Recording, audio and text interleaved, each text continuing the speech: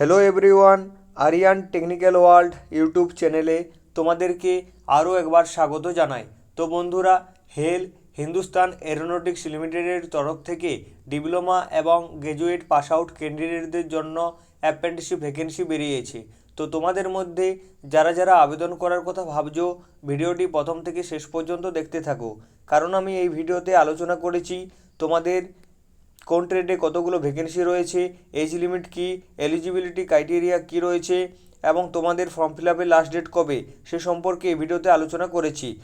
তো ভিডিওটি শুরু করার আগে তোমাদের কাছে আমার একটি ছোট্ট অনুরোধ, তোমরা যারা আমার এই চ্যানেলে নতুন এবং চ্যানেলটিকে এখনও পর্যন্ত সাবস্ক্রাইব করোনি, তো অবশ্যই চ্যানেলটিকে সাবস্ক্রাইব করে দেবে এবং পরবর্তী টেকনিক্যাল রিলেটেড নোটিফিকেশান এবং টেকনিক্যাল রিলেটেড ভিডিও পেতে পাশে থাকা বেল আইকনটি প্রেস করে রাখবে, যাতে আমরা ভিডিও আপলোড করার সাথে সাথেই তোমাদের কাছে নোটিফিকেশান পৌঁছে যায়।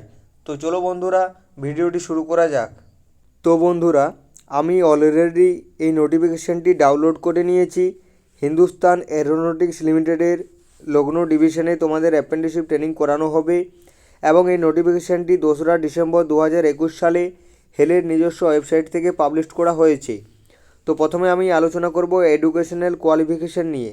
তো ডিগ্রি অ্যাপ্রেন্টিসশিপ পদে তোমাদের বিটেক অথবা বিই পাস আউট স্টুডেন্ট হতে হবে, mechanical, electrical, electronics, civil, computer science অথবা আইটি ইঞ্জিনিয়ারিং ব্রাঞ্চ থেকে, এবং 2019, 2020 এবং 2021 সালে পাস আউট স্টুডেন্টরা এখানে আবেদন করতে পারবে। এবং যারা 2019 সালের আগে পাস আউট করেছো বা পাস আউট হয়েছো তারা এখানে আবেদন করতে পারবে না। তারপর আছে ডিপ্লোমা অ্যাপ্রেন্টিসশিপ পদে তোমাদের এডুকেশনাল কোয়ালিফিকেশান কী রয়েছে সেটা নিয়ে আমি আলোচনা করছি। তো তোমাদের mechanical, electrical, electronics, civil, instrumentation, computer science অথবা আইটি ইঞ্জিনিয়ারিং ব্রাঞ্চ থেকে তোমাদের ডিপ্লোমা পাস আউট স্টুডেন্ট হতে হবে। এবং 2019, 2020 এবং 2021 সালে যারা ডিপ্লোমা পাস আউট হয়েছো তারা এখানে আবেদন করতে পারবে। 2019 সালের আগে পাস আউট স্টুডেন্টরা আবেদন করতে পারবে না।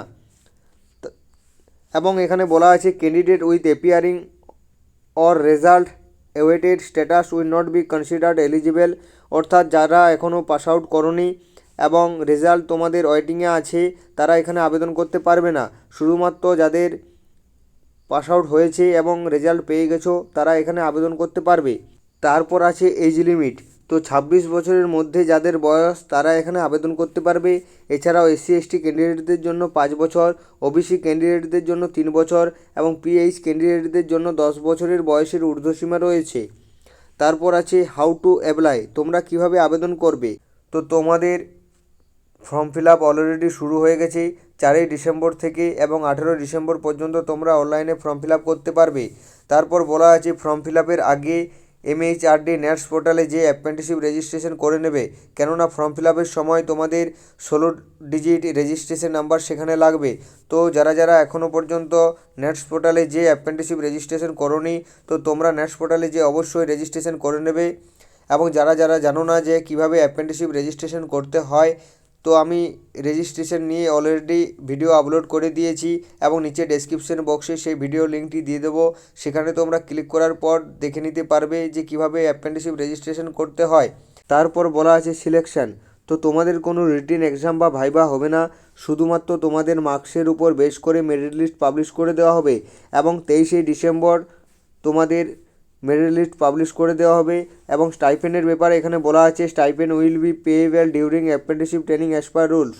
তো তোমাদের অ্যাপ্রেন্টিসশিপের ট্রেনিংয়ের যে রুলস রয়েছে সেই রুলসের উপর বেস করেই তোমাদের স্টাইপেন্ড দেওয়া হবে। তো মোটামুটি 10,000 থেকে 18,000-এর মধ্যেই তোমাদের স্টাইপেন্ড দেওয়া হবে।